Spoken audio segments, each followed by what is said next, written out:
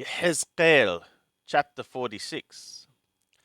Thus saith the Lord Yahweh, the gate of the inner court that looketh toward the east shall be shut the 6 working days, but on the Shabbath day it shall be opened, and on the day of the new moon it shall be opened. And the prince shall enter by the way of the porch of the gate without, and shall stand by the post of the gate, and the priests shall prepare his ascending offering and his peace offerings, and he shall worship at the threshold of the gate. Then he shall go forth, but the gate shall not be shut until the evening.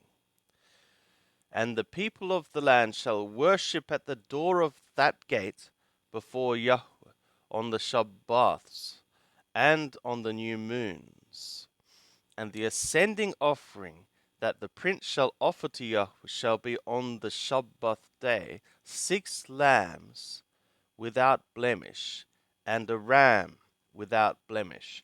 And the grain offering shall be an ephah for the ram, and the grain offering for the lambs, the gift of his hand, and a hin of oil to an ephah. And on the day of the new moon it shall be a young bullock without blemish, and 6 lambs, and a ram. They shall be without blemish. And he shall prepare a grain offering, an ephah for the bullock, and an ephah for the ram, and for the lambs, as what his hand reacheth, and a hin of oil to an ephah. And when the prince shall enter, he shall go in by the way of the porch of the gate, and he shall go forth by the way thereof. And when the people of the land shall come before Yahweh in the appointed feasts, he that entereth by the way of the north gate to worship shall go forth by the way of the south gate. And he that entereth by the way of the south gate shall go forth by the way of the north gate. He shall not return by the way of the gate whereby he came in, but shall go forth straight before him.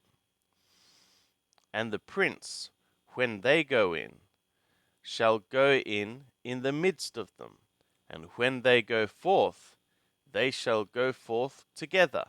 And in the feasts of the festive appointments, the grain offering shall be an ephah for a bullock, and an ephah for a ram, and the gift of his hand for the lambs, and a hin of oil to an ephah.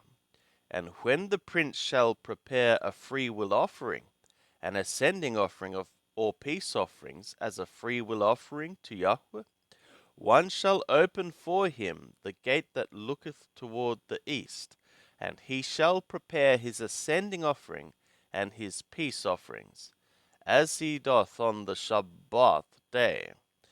Then he shall go forth, and after his going forth one shall shut the gate. And thou shalt prepare a lamb 1 year old, without blemish, for an ascending offering to Yahweh daily.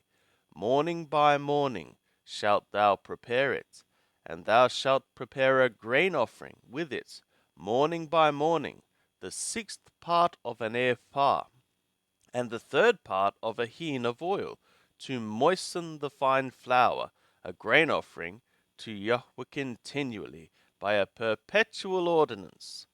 Thus shall they prepare the lamb, and the grain offering, and the oil, morning by morning, for a continual ascending offering. Thus saith the Lord Yahweh, if the prince give a gift to any of his sons, it is his inheritance, it shall belong to his sons, it is their possession by inheritance. But if he give of his inheritance a gift to one of his servants, it shall be his to the year of freedom. Then it shall return to the prince. But as for his inheritance, it shall be for his sons.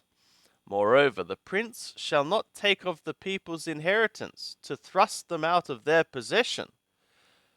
He shall give inheritance to his sons out of his own possession, that my people be not scattered every man from his possession.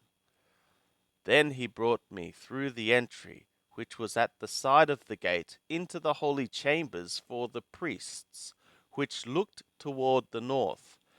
And behold, there was a place on the hinder part westward.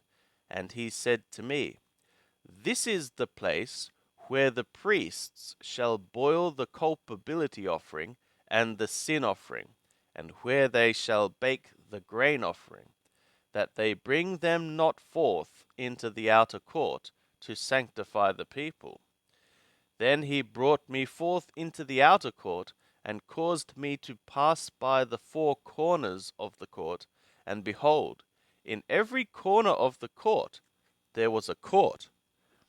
In the four corners of the court there were courts enclosed, 40 cubits long and 30 broad. These four in the corners were of one measure, and there was a wall round about in them, round about the four, and boiling places were made under the walls round about. Then he said to me, These are the boiling houses, where the servants of the house shall boil the sacrifice of the people.